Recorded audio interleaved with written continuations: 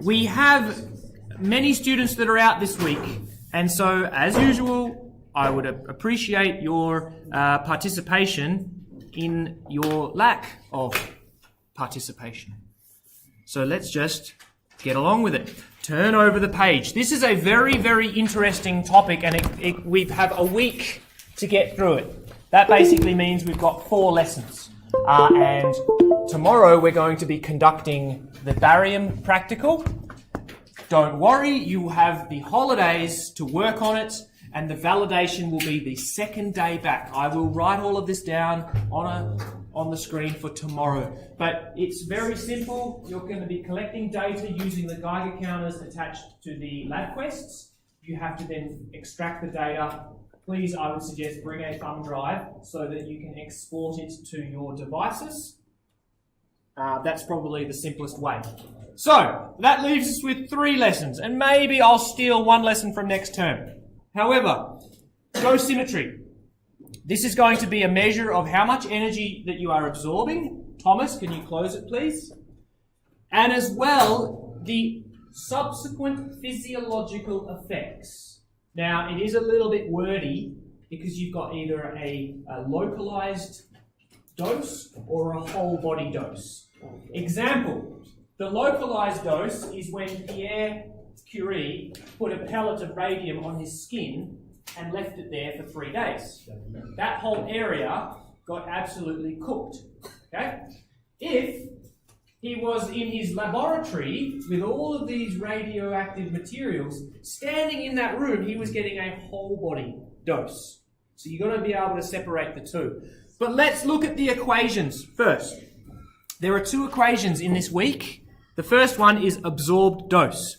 It's literally energy divided by mass. So could you please write absorbed dose equals energy over mass. It has the units of joules per kilogram, but it is not the latent heat of vaporization. We can also write that as Gray's, G-Y. Capitalized G, lowercase y. Oh, there he is there. It was named after some dude. Okay? G-R-A-Y.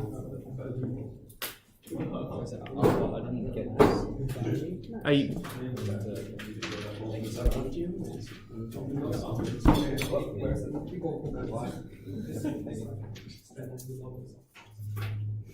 Thinly veiled sincerity there, I think. Thinly veiled sincerity.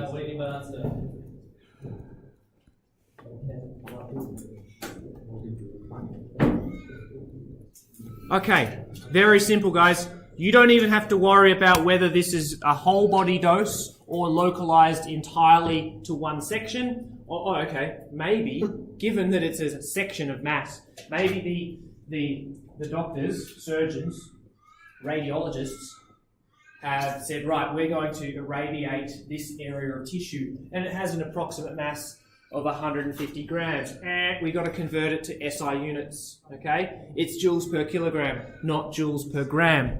So, if we were then to go absorb dose, A dot D, energy divided by mass, 1.2 divided by 0.15 equals 8.00 Gray. Okay? Now that on its own is not enough information to figure out the relative effects. What would happen to that section of skin? Would it turn into a big ugly grey lump of callous destroyed tissue like Pierre Curie? Or does it just have no effect? The other question you need to ask is, did this occur really, really quickly in one quick sitting? Or did it happen over a week or a month or a year? This is the other thing. Hugo, can you close your laptop, please? So there's lots of variables that you need to consider. Did it happen over a long or short time? Did it happen over a localized area or whole body? At most, we could say 8 Gray is quite a lot. Let's get down to the next bit. Equivalent dose. This is now, we try and compare the relative effects of the different types of radiation or ionizing energy, okay? It's more difficult to repair, concentrators, short-range particles have greater effects. So if you are acting over a shorter distance with a larger charge, you're going to do more damage. Remember our alpha particle, this is coming straight from the ionizing abilities. In your table in the previous booklet, you would have ranked alpha as highly ionizing, beta is medium, and then gamma is low. Well, now we're going to put a better comparison, okay? Can you please put that down? Thank you. Now, it's known as the quality factor. Literally, it just compares them all. And so the lowest one is quality factor 1, and then it increases from there. So by just basically comparing these values, I can say that alpha particles do about 10 to 20 times more damage than an X-ray. All right, so a joule, here's the other way to think of it. A joule of X-rays, a joule of alpha rays will do 10 to 20 times more damage than a joule of X-rays. Now, I got this table from another document. Here's what you are given in your data sheet. Now, you don't need to race to your data sheet. I'm going to show you. X-rays are not even present, so don't worry about that. You've been given alpha as 20. You've been given beta as 1. Oh, hang on. How about we just go alpha equals 20, beta equals 1, gamma equals 1, slow neutrons equals 3, and fast neutrons equals 10. So this is what you have to use.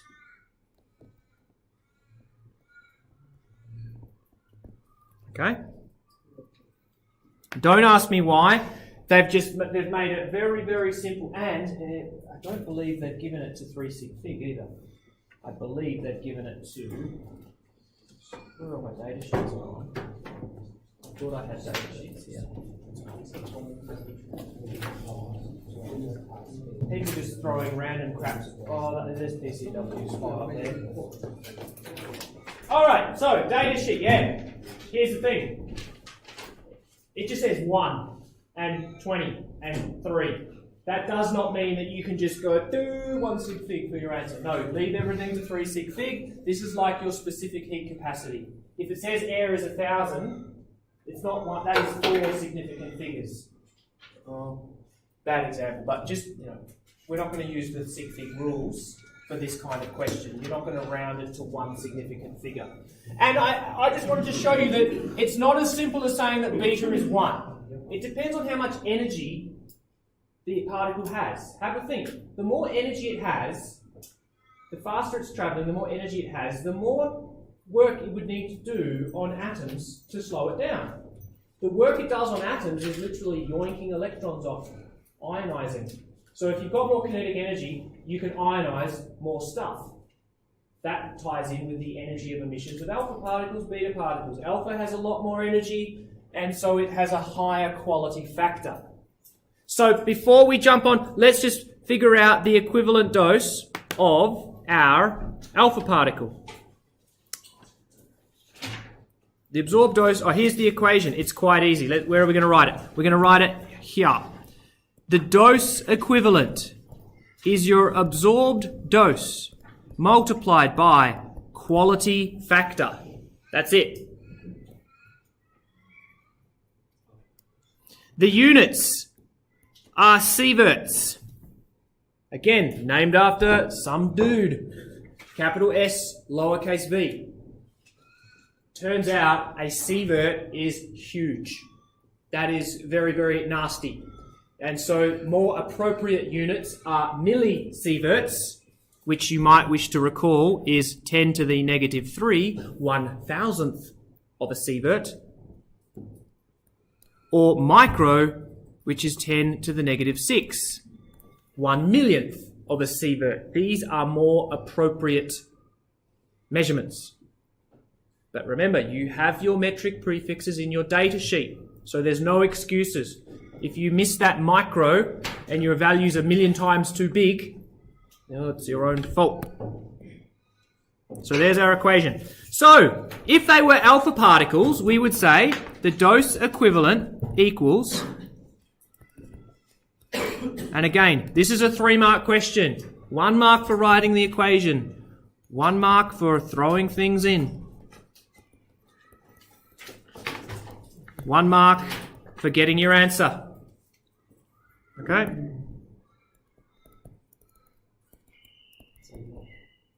It is a lot. That's 10 seconds. So would it be over like an arrow? Like, how would you... Well, hang on. Again, it depends on... 10 seconds is very close.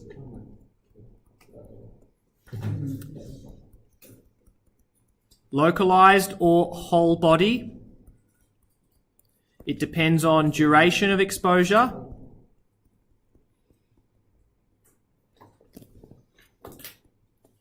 It depends on the health of the person. Literally, it comes down to how many white blood cells you currently have, or your ability to produce them, in the ability to fight off infection or damaged cells. A strong, healthy adult male is going to respond better to a dosage than a weak, elderly, frail gentleman or a young 3-year-old child. All right. So again, you can't just say 8 sieverts does this. You've got to go, well, how heavy is the person? How big are they? How strong are they? What's their immune system like? Are they susceptible to getting sick and cold or flu or something like that? So let's just go with, here is a full body exposure, single dose. So, bang, you just got a dosage. We're not talking you're getting this over a week or a month or a year. This is in one hit, this is how much you get. Okay? So, starting at the bottom. All right? Stuff that you might be experiencing, X-rays and CT scans. Now, this is in millisieverts. Millisieverts, I must stress. Maybe we should convert that to times 10 to the negative 3. Just because the scale's up the top, I don't want you to think that you're getting 2 sieverts from a CT scan. 2 millisieverts. Okay? Natural in 1 year. Okay, so this one, in 1 year, you get 2 millisieverts just to the background radiation. Remember we had the Geiger counter ticking away? There is naturally occurring radioisotopes in our environment. There is beta particles and gamma particles flying around this classroom. Occasionally they enter the Geiger counter and we hear that as a tick. It's about 4 counts per 10 seconds. Okay? 20 counts per minute, approximately. Now, here's the thing though. If you live in granite buildings, it goes up a little bit because in granite there is naturally occurring radioisotopes of lead and radium and radon. If you live underground, again, you can increase that because of the rocks that you're around. If you are in higher altitudes, this is another thing. The atmosphere shields us from the background radiation of space. And so if you are at the bottom of the atmosphere, at sea level, you have the maximum shielding. If you go 2,000 meters up, you've just removed about 5% of your shielding. So you actually get a higher dosage. If you are in high altitude areas like Colorado or Mount Kosciuszko in Australia, you actually get a slightly higher reading. So again, remember we said, we get smacked with the radiation. Often it might ionize a couple of cells in our molecules in our skin. Normally it has no effect. Occasionally it can cause some nasty things to occur. So if you are now in a plane that's 10,000 meters up, you now have removed a quarter of your shielding from the atmosphere. You've only got 30,000 meters of atmosphere. So literally, people that airline stewards and stewardesses receive a higher radiation dose just because of the fact that they're up in the atmosphere for prolonged periods of time. But again, not a cause for concern. There is an annual dosage limit that we are not to go over, and I'm not actually sure what it is. Limit, okay, every 5 years, that's 0.1 sieverts. So workers in radiation workers, so people that might work in nuclear reactors or in medical areas where there's radiation present, need to monitor how much they're getting. So in 5 years, they are not to exceed 0.1 sieverts. Okay? Now let's go up a little bit. Maximum radiation levels yesterday, it might be a few years ago. Dosage estimated to cause a fatal cancer, that's 1 sievert. Up to, okay, now let's look at, this is starting to get serious. Single dose, which would kill half of those exposed within a month. Half of those. Could you please write LD 50-50? Lethal dose. 50-50. So, they cannot document the effects. It's immoral and unethical to get a group of people and go, right, I'm going to give you a sievert, I'm going to give you a sievert, and see what happens. Oh, you die. Take a note of that. They can only really look at accidents that have occurred, unintentional accidents, spills and contaminations and explosions, and look at who was affected. They try to estimate the dose and then give a corresponding physiological effect. But they have this term called LD 50-50, and they've had this for quite some time. This is the lethal dose of, you can get LD 50-50 for any chemical: caffeine, tobacco, water, heroin, morphine. Every chemical and drug has an LD 50-50. Again, they didn't just go around shooting up random groups of people. They actually used small mammals, mice and rabbits, you know, the old lab rats. They would take them. They would literally, this is back in the 50s and 60s when they were a little bit more relaxed with animal ethics. They would give a dose, and they would determine the dose that would kill half of the population within a month. And that was called the LD 50-50. Because remember, some lab rats have stronger immune system than others. The weaker mice might have fallen off the perch a little bit earlier, and then the stronger mice might have survived. And obviously, if you have a large enough sample, you look at your normal distribution of strengths of your lab rats, that you can find an amount that would kill half of the population. Rabbits and mice are convenient because they have a similar metabolism to us. So you can just extrapolate that up to a human being. So when you find the LD 50-50 of morphine, or the LD 50-50 of caffeine is 1,500 milligrams, that means if you gave 1,500 milligrams to a population, half of them would be dead within a month. So they have tried to translate that across to radiation exposure. Okay? Where are my other Okay, here we go. This is the effect. So, again, if I gave you 0.1 of a sievert in one... If I gave you 0.1 sievert in one single dose, whole body, there would be no observable effect, but we would have exceeded the 5-year limit of a radiation worker. You would go, well, sorry, you can't work in this industry for another 5 years, you've just taken a lot. There would be no observable effect. Okay? But there is a link to dosage with certain types of cancer. Ionizing radiation can damage DNA. And if you damage your DNA in just the right place, or just the wrong place, it can cause malignant tumours to manifest. If we go to 0.1 to 1, then there is a noticeable decrease in the white blood cell count. So those are your not messengers, those are your the protection, the army white blood cells that are sent out to try and fight off disease and repair cells. So there is quite a drop in that. Point 3 to point 5, temporary sterility in men and women. So with men, your gametes, they don't last long, they don't have a nucleus. If they are destroyed, they are destroyed. They need to be remade. In terms of sterility in women, I'm not too sure about that. Obviously, if you put the body under quite a large amount of stress, then women will stop menstruating. That's the body's way of protecting itself. So it does affect the menstrual cycle. Then we're getting up to the kind of stuff that you see in the nasty movies with the bleeding of the capillaries. So you have very fine capillaries in your lungs, in your sinuses, in your nasal cavities, in your eyes, in your intestines, in your gut. Very fine blood vessels, right? Those really fine vessels. What do we?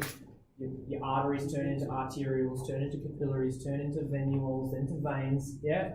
So the pipes go from large to small as diffusion and all that biological stuff. Anyway, if they get a large dose, they will get damaged. So you can get internal bleeding. You can get hemorrhaging. So this is where your vomiting, diarrhea, hair loss, skin, blood damage, bone marrow damage, hemorrhage and fatalities, 2 to 5. Okay? So, the eyes bleed, the nose, you'll be coughing up blood from the lungs and from your nose. The blood will be coming out of your end pipe because the capillaries in your guts has been damaged. Now have a think. All of this damage going on, now the body is trying to repair it all at once. Either it will or it won't. That's the outcome. So down to here, of all the reports of dosages, 4.5 sieverts, they've said that's an LD 50-30. That means after a month, half will be dead. 30 will be dead by the end of the month. I think 30, LD 50-30. Yeah, it's pretty much, there's nothing. Limited survival, 5 to 20, fatal with it. Okay, so 20 plus sieverts. I believe some of the first responders at the Chernobyl disaster in 1986, the firemen that ran in because there was a fire, they weren't aware that the reactor had exploded. Those gentlemen that ran in would have received huge amounts, and obviously within hours they were gone. Once they realised very quickly that there was radiation being emitted, the firemen literally, they went in for a minute at a time and they were monitoring how much radiation that they were receiving. So let's just go back. I saw some dot points that I'd like you to quickly add. 3 ways to reduce your exposure is to increase your distance from the source.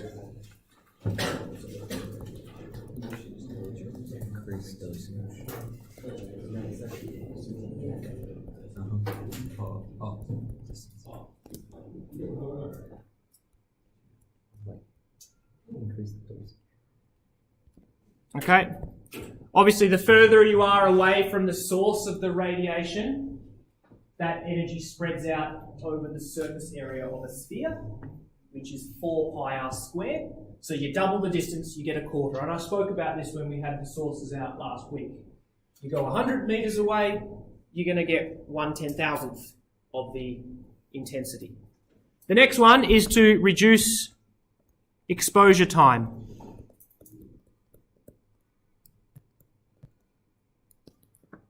And that is literally N equals activity times time. The amount of events that occur are proportional to the activity multiplied, the rate of activity multiplied by the time. Well, the activity you might not be able to control. There's been a spill or a leakage or a contamination. The activity's there. So if you want to reduce N, you reduce T. And this goes back to those firefighters that were running in and literally throwing shovels of boronic acid and sand and concrete onto the fire. They were only allowed to work for a minute. Not sure whether they were actually allowed to go in, twice or 3 times. They might have exceeded their lifetime's worth of allowed exposure. And then lastly is shielding.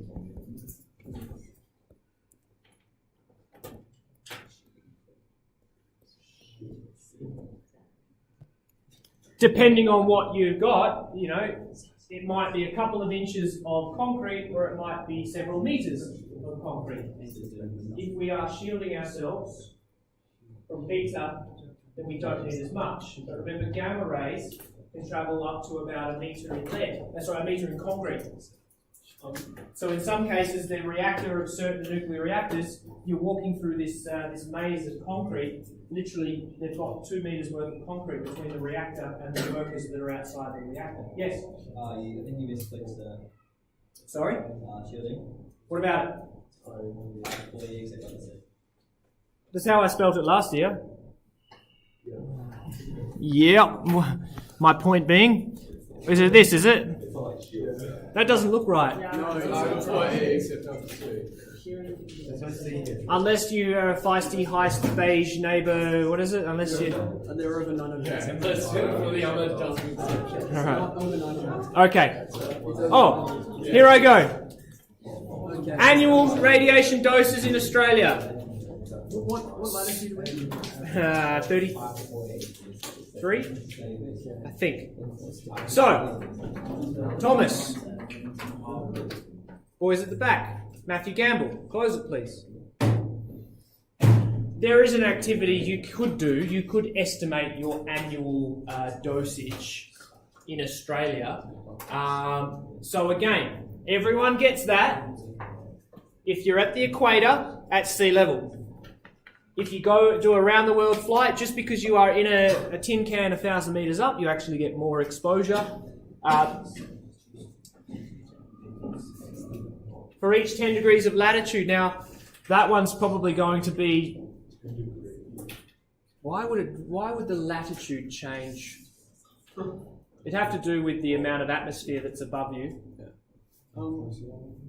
If your house is made of granite, remember I said lots of radioisotopes in granite due to the different metals present. So would a dental X-ray count as a chest X-ray? Probably yes. 3.116. Yes. It says negative 1.14 weatherboard house. Is that because of shielding? Yeah, I guess so. It might be a weatherboard, an old type of fibro, it's like a ceramic fiberglass composite. Some old ones. So what's a weatherboard house? Weatherboard house? Fibro or plaster. So the old corrugated fence panels. It's like a ceramic insulating material. All right, guys, we're going to keep going, please. All right. So you've got. This is getting towards the human bio side of things, but we will touch very briefly on it. You have the information here. I would appreciate that we follow through very quickly. It depends on the short-term effects, which is just your body's ability to try and repair itself, and then obviously genetic long-term is going to be passing anything on to offspring. So immediate effects of radiation, sensitivity of rapidly reproducing cells to radiation. That's why your hair will fall out after about 1 to 2 sieverts, because the hair follicle is it doesn't last long. And so it's very susceptible to radiation. Blood cells, most rapidly reproducing, they are the first ones to be destroyed. Red blood cells, remember, do not have a nucleus. Because we're making so many of them, it's too much energy and resources to make nuclei. So all of your red blood cells don't have a nucleus. Boom, they're the first ones to go. So have a think. If your red blood cells suddenly drop, you can think of the biological effects. You're not going to be able to respire as well. You're putting your body under stress. And then your white blood cells go racing out. Your bone marrow tries to replace the red blood cells. Yes? Didn't you say earlier it was the white blood cells? They also drop because they get sent out en masse to try and... They're like the firefighters that are racing off to try and put the fire out. and eventually, remember, white blood cells, they give themselves, they die for their cause. You know, if you've ever seen a white blood cell fighting off a parasite or a germ, it literally kills itself like a martyr to kill. So again, they're very respect. That's it. Okay, then please read this in your own time because I want to get to a very sad story, but it's almost lunchtime, so we're not going to get to it. Then you've got your genetic effects. Okay. So any damages to the DNA? Now have a think. Your gametes, okay, girls are born with about 40,000 eggs, so they are born already with those somatic cells. Boys produce them so many hundreds of million per day in the testes. But, again, they contain the genetic information. And so if they are susceptible to radiation poisoning, you can get genetic abnormalities or infertility. Okay? So have a think. The egg cell and the sperm cell, they need to fuse together, and if there's any damage, they generally the blastocyst doesn't form. It just fails to conceive. So you've got to be careful.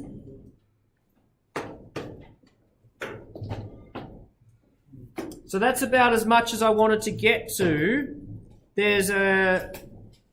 We'll talk about the Guyana incident on Wednesday.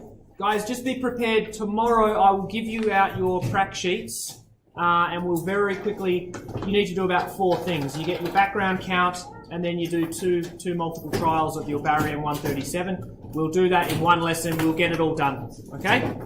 So I'll see you all tomorrow. Yes.